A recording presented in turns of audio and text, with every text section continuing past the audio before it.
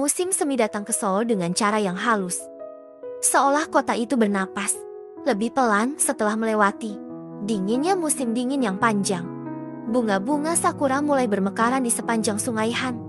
Kelopaknya gugur tertiup angin dan menempel di trotoar, di bahu jaket orang-orang yang lewat, dan di ingatan mereka yang sedang jatuh cinta tanpa benar-benar menyadarinya. Di antara hiruk-pikuk kota yang tak pernah benar-benar tidur, musim semi selalu menjadi pengingat bahwa ada awal baru. Bahkan bagi mereka yang merasa terjebak di masa lalu. Aku pertama kali melihatmu di sebuah halte bus dekat kampus. Pada pagi yang masih dingin meski matahari sudah bersinar terang. Kamu berdiri sambil memegang segelas kopi hangat. Matamu menatap lurus ke depan, seolah sedang memikirkan sesuatu yang jauh. Rambutmu tertiup angin, dan ada ketenangan aneh di caramu berdiri. Seperti seseorang yang sudah berdamai dengan kesepian. Saat itu aku tidak tahu namamu, tidak tahu ceritamu, tapi entah mengapa kehadiranmu terasa berbeda. Seakan musim semi itu sendiri sedang memperkenalkan dirinya padaku lewat dirimu. Hari-hari berikutnya, Seoul bergerak dengan ritme yang sama. Namun bagiku segalanya terasa berubah. Aku mulai berharap bus yang sama datang di jam yang sama. Hanya untuk melihat apakah kamu masih berdiri di sana. Kadang kita bertemu pandang, hanya sekilas, dan kamu tersenyum kecil. Senyum yang tidak berusaha. Terlalu keras namun cukup untuk membuat jantungku berdebar.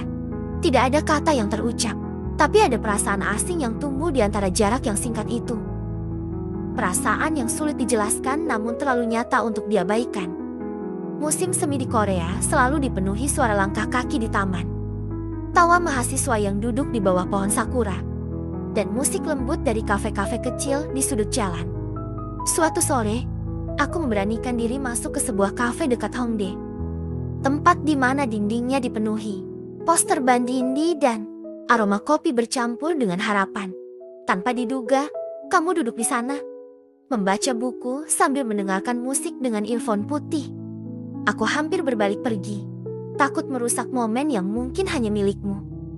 Tapi entah kekuatan apa yang mendorongku untuk melangkah maju. Percakapan kita dimulai dengan hal-hal sederhana, tentang kopi favorit, tentang kesibukan kuliah, tentang betapa cepatnya musim dingin berlalu tahun ini. Suaramu lembut, namun ada nada kejujuran di setiap kata. Kamu bercerita tentang mimpimu, tentang keinginan untuk suatu hari meninggalkan Seoul dan melihat dunia yang lebih luas. Dan aku mendengarkan dengan perasaan campur aduk antara kagum dan takut kehilangan. Di tengah tawa kecil dan jeda sunyi, aku menyadari bahwa aku ingin mengenalmu lebih jauh, bukan hanya sebagai wajah di halte bus, tapi sebagai seseorang yang namanya ingin kuingat. Hari-hari kita kemudian diisi dengan berjalan kaki menyusuri Sungai Han saat matahari terbenam, berbagi topoki pedas di warung pinggir jalan, dan duduk diam di bangku taman sambil melihat kelopak sakura jatuh satu persatu. Kamu sering berkata bahwa musim semi selalu membuatmu sedikit melankolis, karena keindahannya tidak pernah bertahan lama. Aku tidak tahu bagaimana menjawabnya, selain dengan diam dan berharap bahwa waktu bisa berhenti sejenak saat bersamamu. Namun, seperti musim semi itu sendiri, kebahagiaan datang dengan bayangan perpisahan.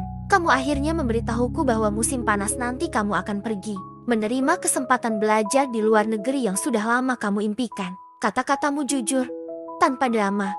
Tapi dadaku terasa sesak. Aku ingin menahanmu, ingin mengatakan bahwa Seoul masih membutuhkanmu, bahwa aku masih ingin berjalan bersamamu di bawah sakura yang bermekaran.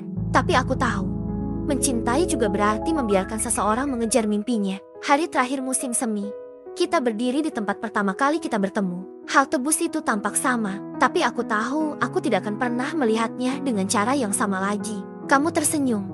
Senyum yang kali ini terasa lebih dalam. Dan akhirnya menyebutkan namamu dengan suara pelan. Namamu terdengar sederhana, tapi saat itu, rasanya seperti musim semi itu sendiri bersemayam di dalam satu kata. Aku mengulanginya dalam hati.